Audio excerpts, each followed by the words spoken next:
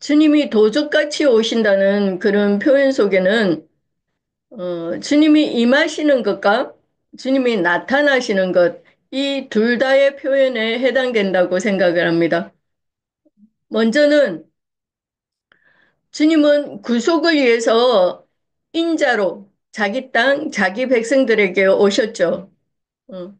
그리고 제자들 속으로 또 제자들의 교회 모임 가운데에 그 영으로 오셨습니다. 그리고 또 세상을 심판하고 메시아의 왕국을 세우기 위해서 또 오실 것이죠. 주님은 구속을 이루신 후에 개인적으로는 그러니까 제자들의 속으로 또 오늘날 우리 각자의 심령 속으로 오셨고 지금도 오시는 중에 있고 또 참 제자들의 교회 모임에 오늘 우리들의 이 모임 가운데 그 영으로 살려주는 영으로 비밀스럽게 재림하셨는데 이것이 이미 주님이 우리 가운데 임하신 것인데 이것을 도적같이 오셨다고 그렇게 표현을 한 것입니다. 그리고 경륜적으로 한 시대를 종결하고 새 시대를 경영하시기 위해서 역사의 주인으로 또 오실 것인데 그때는 나타나심이라고 그렇게 표현을 하죠. 어. 현재의 세상을 심판하시고 메시아의 왕국을 세우는 그런 역사의 주인으로 다시 오실 것인데 그때는 임하심이라고 이렇게 하지 않고 나타나심이라고 그렇게 표현을 하고 그러나 그때 그날 역시도 도적같이 나타나실 것이라는 겁니다. 그러니까 주님이 오심, 즉 주님의 재림은 그러니까 3단계로 이렇게 오시잖아요. 그래서 우리가 말씀을 읽을 때에 첫 번째는 그래서 구속을 위하여 인자로 오신 주님을 말하는 것인지 또 두 번째로 구속을 이루신 후에 참 제자들 소개와 참 제자들이 모인 교회 중에 도적같이 오신 주님을 말하는 것인지 세 번째로 또 앞으로 역사의 주인으로 역사상에 역사적으로 오실 것인지를 그 문맥의 흐름에 따라서 우리가 구분을 해서 그렇게 해석을 해야 되는 것이죠. 그래서 인자 예수로 이미 오셨고, 그리고 또 오시는 중에 있고, 또 오실 것인데, 도적같이 오신다는 것은 언제 올지를 사람들이 모르게, 그러니까 눈치채지 못하게 갑작스럽게 그렇게 들이닥친다는 거죠. 어. 그래서 주님은 도적같이 임하셨기 때문에 유대교인들, 랍비들, 그 서기관과 바리새인들, 그 유대교 그 지도자들은 이 도적같이 임하는 주님을 만나지 못하는 거죠. 예수님이 오셨을 때 제자들은 예수를 통해서 하나님의 영광을 보았잖아요.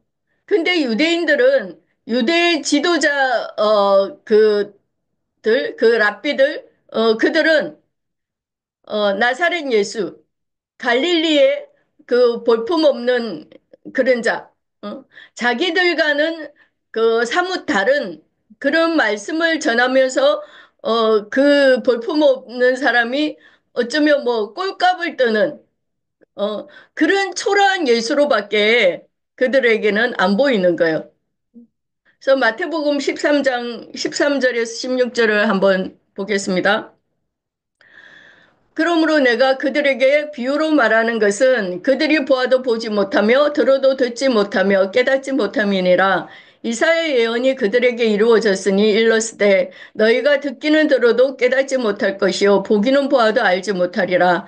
이 백성들의 마음이 완악하여져서 그 귀는 듣기에 둔하고 눈은 감았으니 이는 눈으로 보고 귀로 듣고 마음으로 깨달아 돌이켜 내게 고침을 받을까 두려워함이라 하였느니라. 그러나 너희 눈은 봄으로 너희 귀는 들음으로 복이 있도다 그랬어요.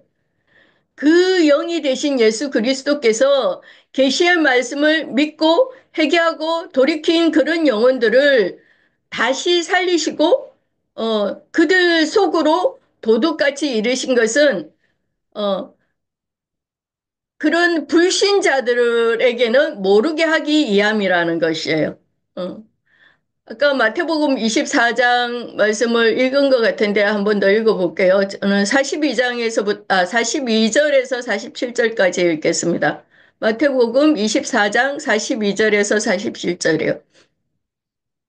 그러므로 깨어 있으라. 어느 날에 너희 주가 임할는지 너희가 알지 못함이니라. 너희도 아는 바니 만일 집주인이 도둑이 어느 시각에 올 줄을 알았더라면 깨어 있어 그 집을 뚫지 못하게 하였으리라. 이러므로 너희도 준비하고 있으라. 생각하지 않은 때에 인자가 오리라. 충성되고 지혜 있는 종이 되어 주인에게 그 집 사람들을 맡아 때를 따라 양식을 나눠줄 자가 누구냐? 주인이 올 때에 그 종이 이렇게 하는 것을 보면 그 종이 복이 있으리로다. 내가 진실로 너희에게 이르노니 주인이 그의 모든 소유를 그에게 맡기리라 그랬는데요. 여기에 주님이 임하시는 날이 그때가 어느 날일지 이 어느 날이라는 것은 헬라어로 헤메라고 하는 이 용어인데요. 이 용어는 많은 날들 중에 어느 날이라는 거예요.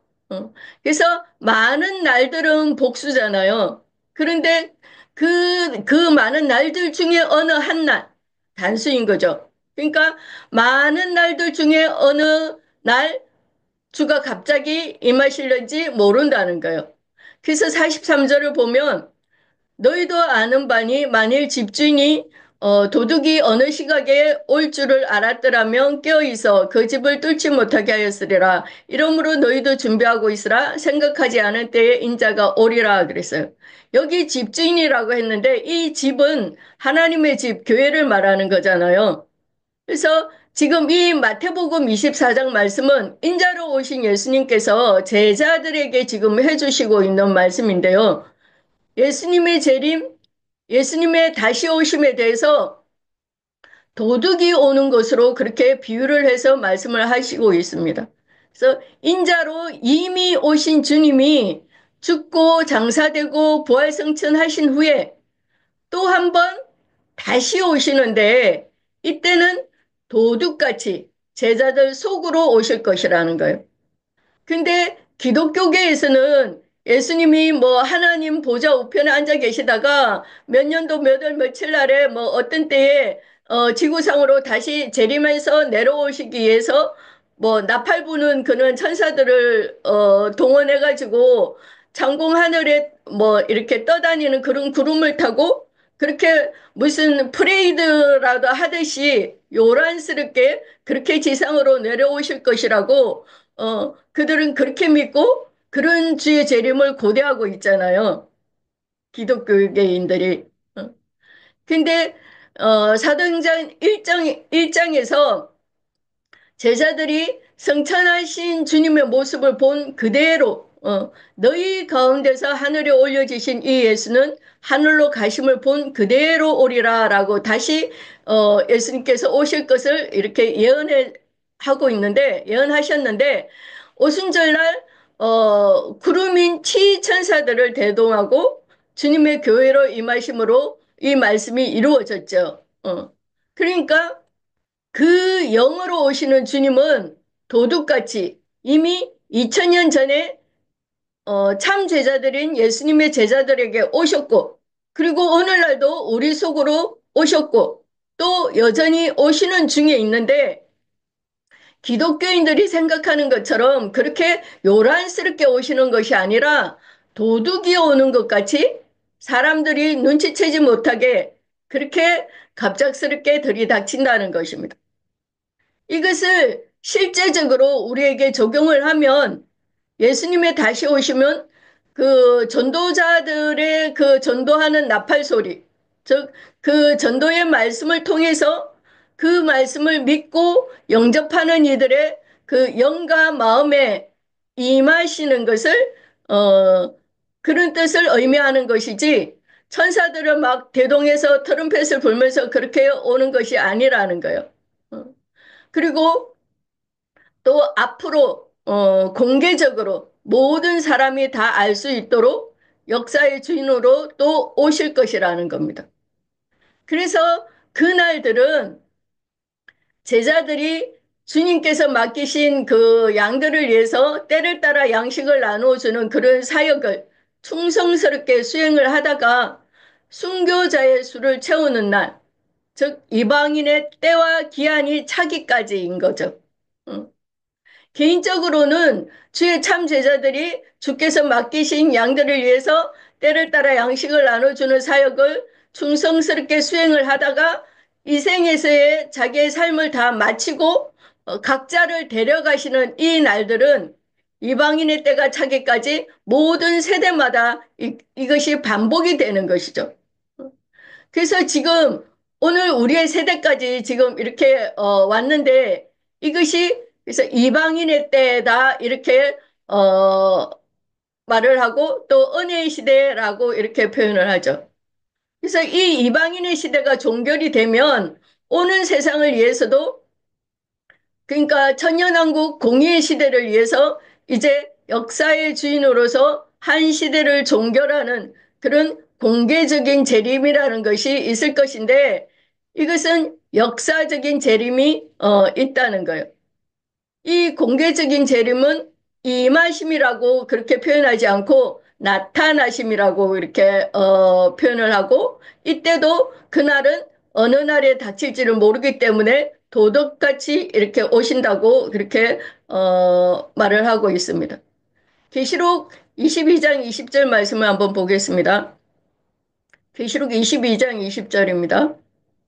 이것들을 정언하신 이가 이르시되 내가 진실로 속히 오리라 하시거늘 아멘 주 예수여 오시옵소서 그랬는데요. 우리 주님은 2000년 전부터 속히 오셨잖아요. 참 제자들에게 도적같이 오셨죠.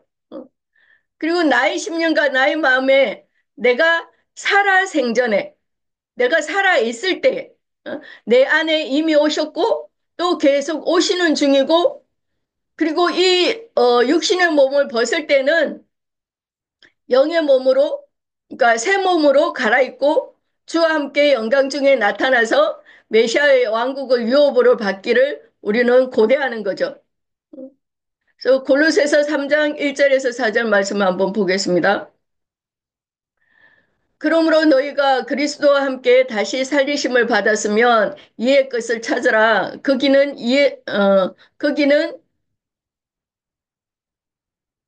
어, 그리스도께서 하나님 우편에 앉아 계시느니라. 이의 것을 생각하고 땅의 것을 생각하지 말라. 이는 너희가 죽었고 너희 생명이 그리스도와 함께 하나님 안에 감추어졌습니다.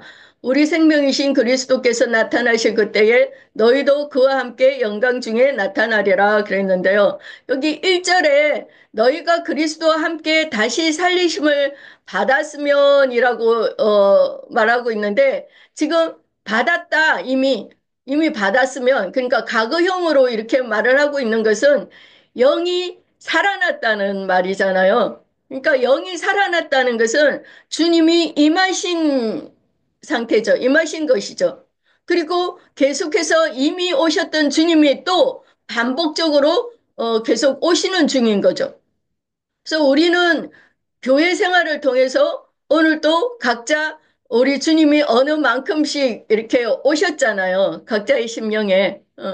우리의 혼의 구원을 위해서 또 계속 오시고 있는 중이시고, 개인적으로 우리가 몸의 구속을 받는 날은 그래서 나타내시는 날이 되는 거죠. 4절에 우리 생명이신 그리스도께서 나타나실 그때에 너희도 그와 함께 영광 중에 나타나리라 그랬는데요. 우리가 몸의 구속을 받는 날 신령한 영의 몸을 입고 주님과 함께 거룩한 성 새 예루살렘에 들어가는 그런 영광 중에 나타나게 되는 거죠. 어. 또 베드로후서 3장 10절에서 13절 말씀도 보겠습니다. 베드로후서 3장 10절에서 13절 말씀입니다. 그러나 주의 날이 도둑같이 오리니 그날에는 하늘이 큰 소리로 떠나가고 물질이 뜨거운 불에 풀어지고 땅과 그 중에 있는 모든 일이 드러나리로다. 이 모든 것이 이렇게 풀어지리니 너희가 어떤 사람이 되어야 마땅하냐?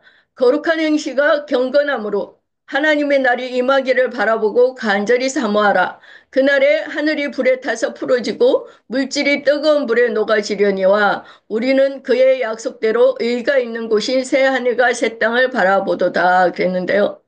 주의 날이 도둑같이 오리니 이렇게 말을 했는데 주의 날이라는 것은 양면이 있습니다. 그러니까 주와 함께 죽고 장사되었다가 부활된 성도들에게 구원하기 위해서 그 영께서 임하시는 그런 날들이 수도 있고 또 한편으로는 하나님의 구원을 거부하는 자들을 심판하러 그렇게 나타나는 날일 수도 있는 거죠.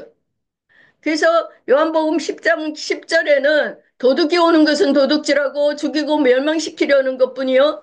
내가 온 것은 양으로 생명을 얻게 하고 더 풍성하게 얻게 하려는 것이라 이렇게 말을 하고 있고 또 요한복음 12장 47절 48절 말씀에는 사람이 내 말을 듣고 지키지 아니할지라도 내가 그를 심판하지 아니하노라. 내가 온 것은 세상을 심판하려 함이 아니요 세상을 구원하려 함이로라.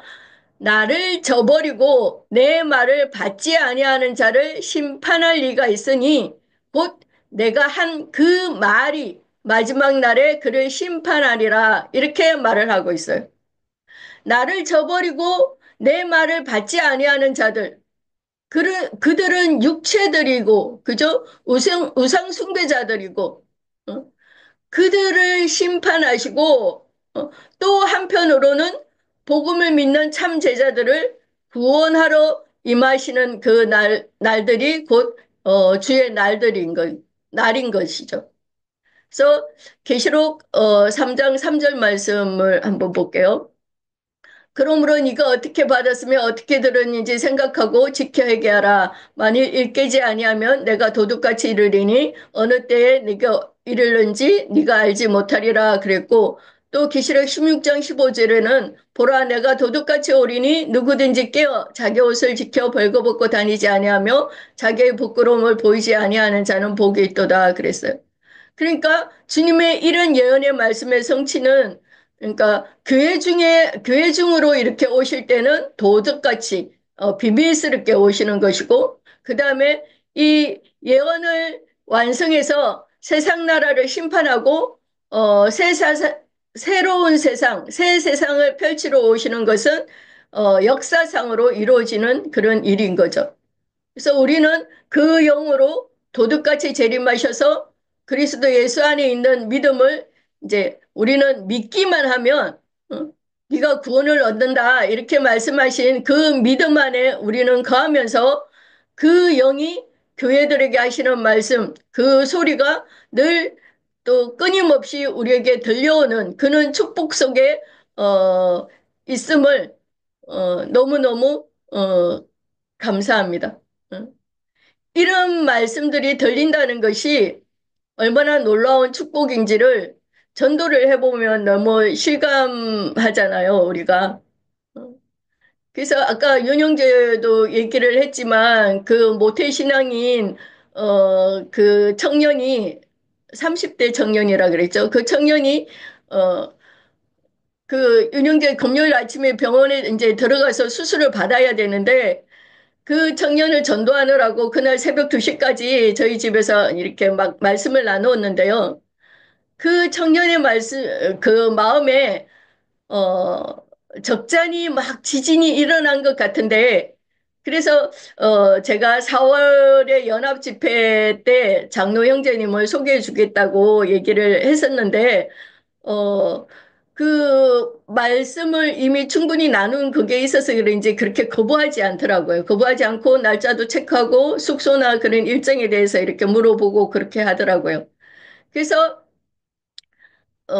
아직 기간이 이렇게 남았으니까, 많이 남아있으니까, 그동안에, 우리 주님이, 그 청년의 그 영과 마음에 도적같이 이렇게 임해 주셔가지고, 그 마음을 더욱 진동하게 한 그 말씀들을, 이 청년이, 놓지 않고 계속 붙잡고 그 말씀을 영접하는 그런 축복이 있기를 함께 기도해 주면 감사하겠습니다. 그래가지고 우리 이 서울교회의 중장년층이 그런 자들이 이렇게 자리를 좀 채울 수 있었으면 하는 그런 꿈을 한번 가져봅니다. 예, 여기까지 말씀드리겠습니다.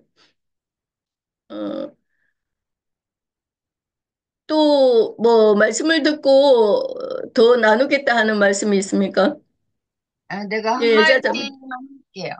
예, 네.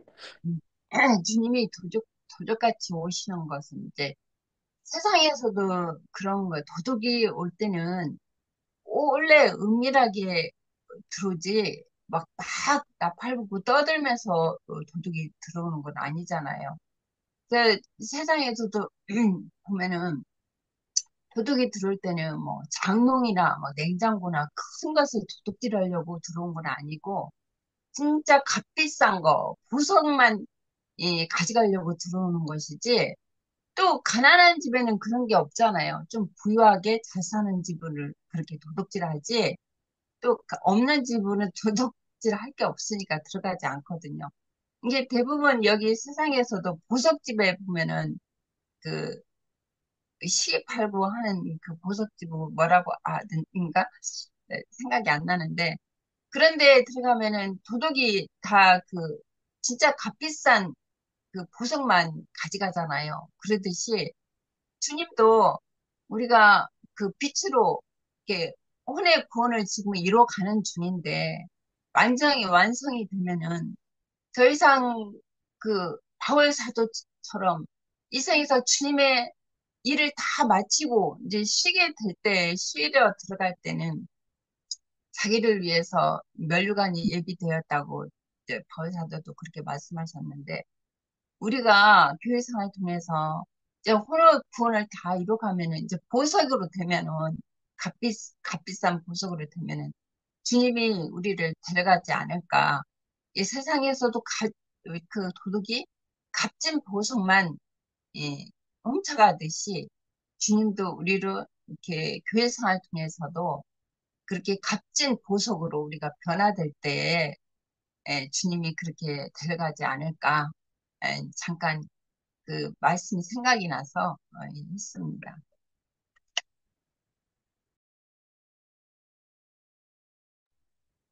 네, 더 이상 또 나눠주실 분이 없으시면, 어, 우리 장로 형제님, 보충 설명을 좀 해주시면 감사하겠습니다.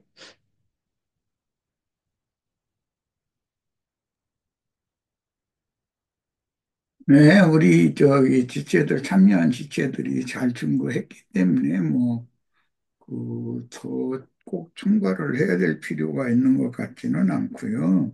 주님께서 자신이 오시는 면을 두 면으로 설명을 하신 것은 우선 인자 예수께서 구속을 이룬 후에 살려주는 영, 또 다른 보혜사가 되어 참지자들, 믿는 이들에게 생명의 호흡을 불어넣어 주러 오시는 그런 방면을 말씀하실 때는 내가 도둑같이 온다 이렇게 설명을 하셨어요. 이제 성령을 받는 문제는 도둑같이 오신 주님을 내가 영접하는 문제와 관계가 당연히 있겠죠. 그리고 이 세상의 심판주로 다시 자신을 나타낼 날이 올 거다. 이제 이렇게도 표현을 하셨는데, 그것은 계시록에서는 큰 음녀와 즉 세상 교계와 세상 나라를 심판하시는 것, 그 역사적인 사실 자체가 공개적으로 주님이 오시는 거라는 거예요. 하나님은 우주의 통치자시기 때문에 구원하러 오실 때에는 또 다른 보혜사인 진리의 성령으로 제자들 속으로 비밀스럽게 오실 것이고 끝내 복음을 받아들이지 않고 거절하는 자들에게는 심판의 주로 나타내실 것이다. 그런 말인 거죠. 그러니까 예, 그 영이신 주님이 부활의 날 저녁에 제자들에게 오셔서 숨을 내쉬며 가라사대 성령을 받으라 하셨던 것은 제자들만 그 성령을 받았지 세상은 저를 보지도 못하고 재림하신 주님이에요. 그 영으로 오신 주님을 세상은 저를 보지도 못하고 받지도 못한다. 이미 요한복음 14장에서 예언을 하셨었어요. 그러니까 오늘날 세상 교계 또 세상 나라 사람들은 이미 오신 주님을 보지도 못했고 받을 수가 없죠. 어, 예, 왜 인자로 오셨던 주님 같으면은 그때 당시 팔레스타인 사람들은 전도하러 다니는 예수님을 봤으니까 예, 내가 인자를 만났다 할 수 있으나 그분이 무속을 잃은 후에 또 다른 보혜사로 재림하셨을 때는 볼 수 없잖아요. 그런데 제자들은 영으로 오신 주님을 보았고 만졌고 영접했다는 거예요. 그 이제 도적같이 오신 주님이에요. 그리고 그 주님은 믿음의 주로 생명과 진리의 영이 되셔서 오시는 거기 때문에 당연히 제자들에게는 갑절의 영감이 임하게 마련인 것이죠. 그게 생명의 성령과 진리의 성령으로 오셨다 이렇게 표현이 됐어요. 그리고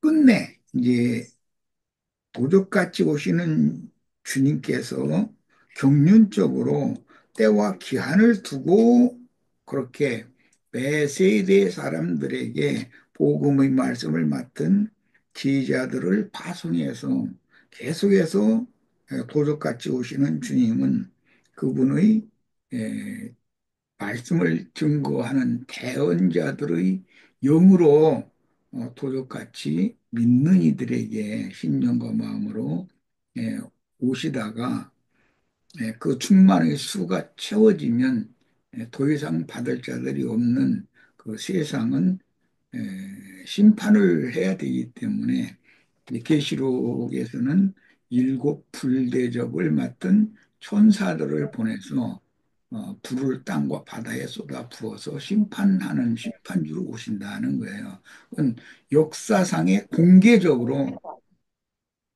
그런 일이 일어나는 것이죠.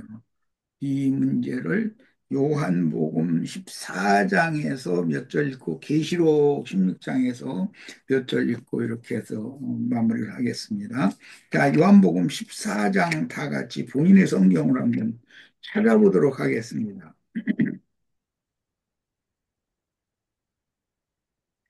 요한복음 14장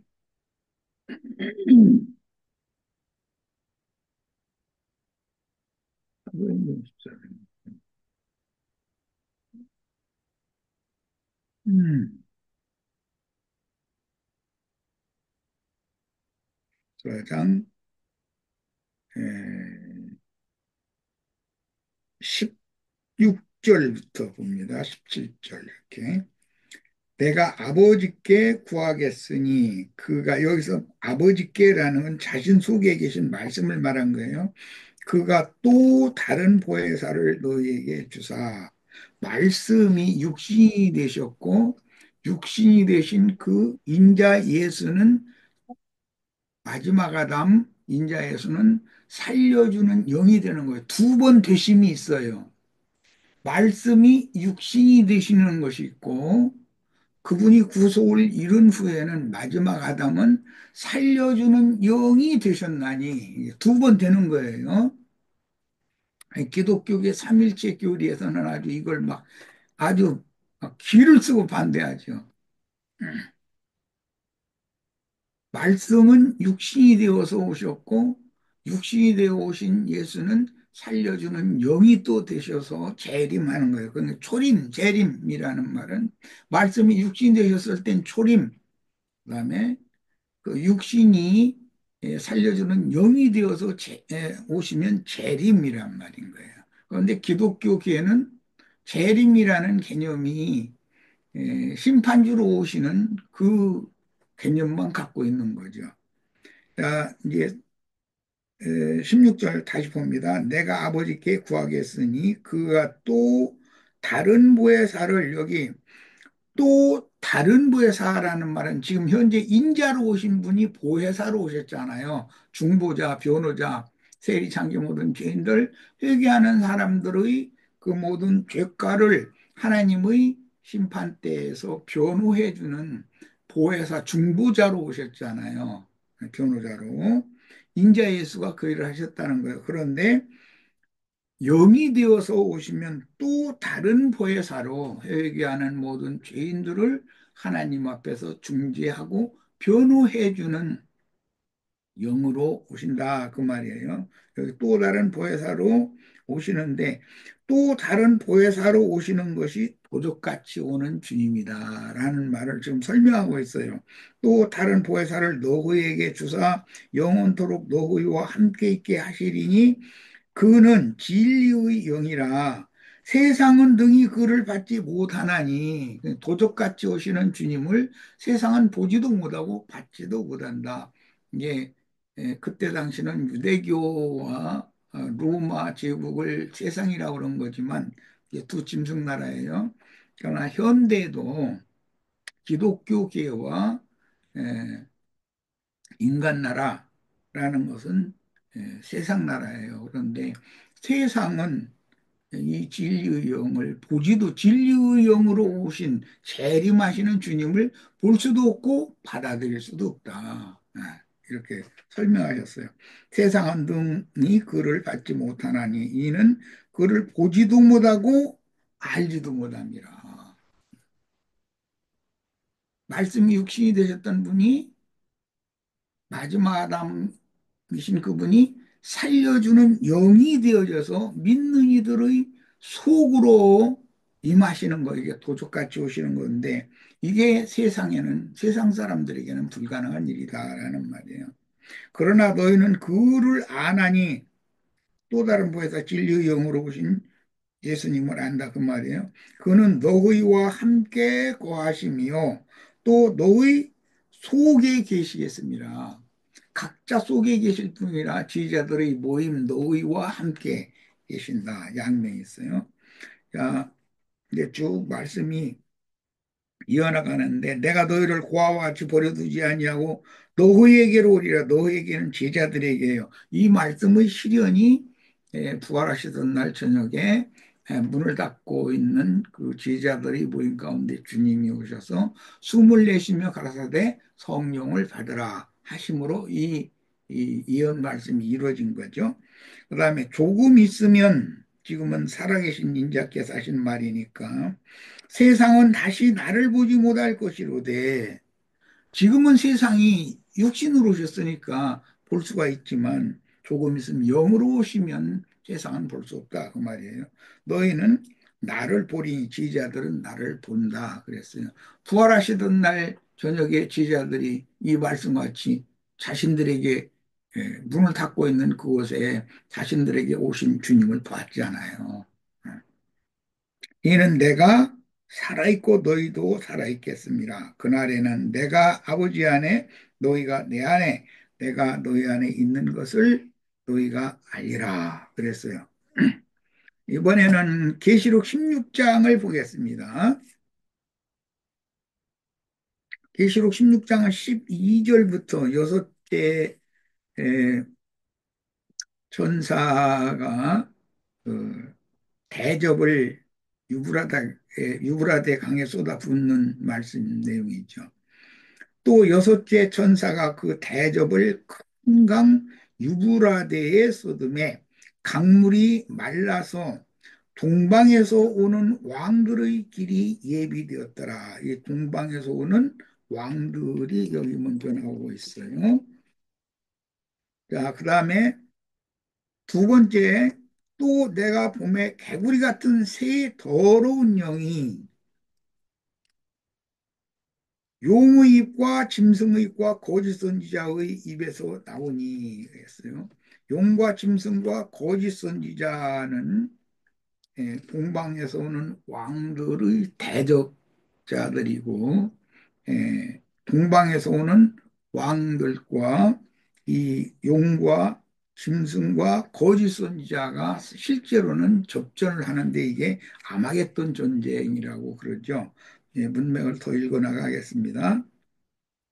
그들은 귀신의 영이라 동방에서 오는 왕들은 진리와 생명의 영을 받은 대언자들일 것이고 지금 그 대적자들은 용과 짐승과 거짓 선자의 입에서 어떤 영들이 나오는데 영이 나온다는 것은 그들이 증거하는 말들을 말하는 거예요.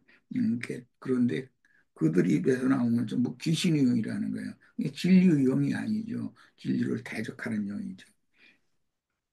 이적을 행하여 온 천하 왕들에게 가서 온 천하의 왕들을 모으는 거예요, 지금. 동방에서 오는 왕들이 있고, 예. 동방에서 오는 왕들이라는 건 빛의 사자들이라고 그러죠. 뭐해 뜨는 것을 염두에 두고 동방에서라고 말하고 있기 때문에, 예. 그런데 천하의 왕들을 모으는 새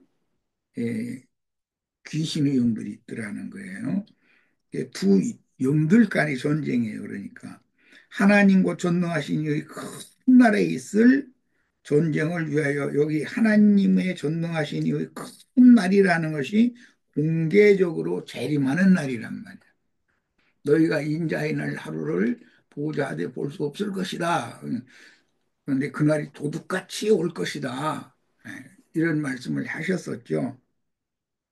큰 날에 있을 전쟁을 위하여 그들을 모으리라.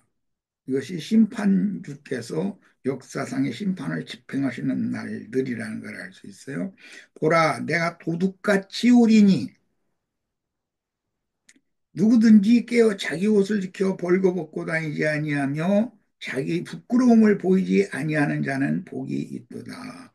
도둑같이 오시는 그 주님을 보고 만지고 영접할 수 있는 사람들은 동방에서 오는 왕들의 동역자들이고 그들과 한 편이 되어져서 즉 하나님의 군대가 되어져서 이 마귀의 이 군대를 지금 이제 경멸하게 되는 거예요. 이건 실제로는 계시록 19장에 가서 실현이 되는 거예요.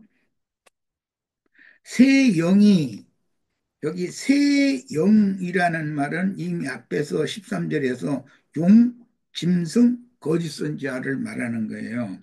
그 새 영이 히브리어로 아마겟돈이라 하는 곳으로 왕들을 모으더라. 여기 모은 왕들은 천하의 왕들이란 말이야. 그러니까 이 천하의 왕들은 계시록 이미 앞에 13장에서는 바다 짐승, 땅의 짐승들 다 그게 다 왕족들이다 그랬어요. 그러니까 이 에, 천하의 왕족들 짐승과 짐승 군대 와 진리와 생명의 성령으로 오신 주님의 영적 전사들이 전쟁을 하는 것이 아마겟돈 전쟁이라는 거예요. 그 표적은 예수님이 이 세상에 오셨을 때 마지막 한 주간 동안에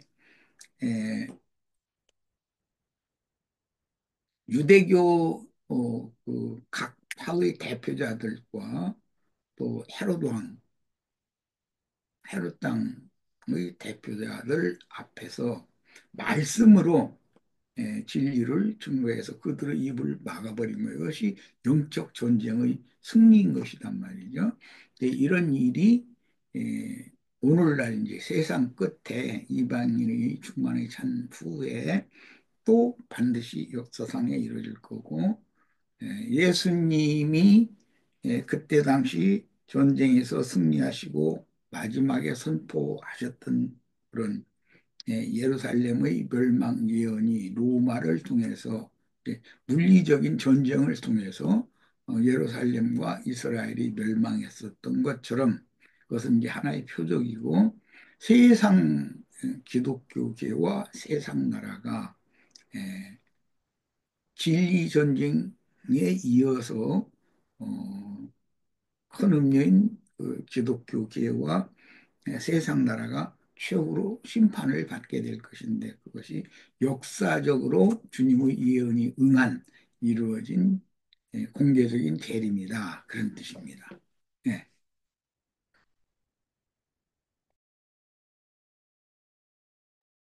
네, 감사합니다. 그러면 오늘은 이렇게 해서 말씀을 마치도록 하겠습니다. 영, 연휴 동안 잘 쉬시고 감기 조심하시고요. 예, 네.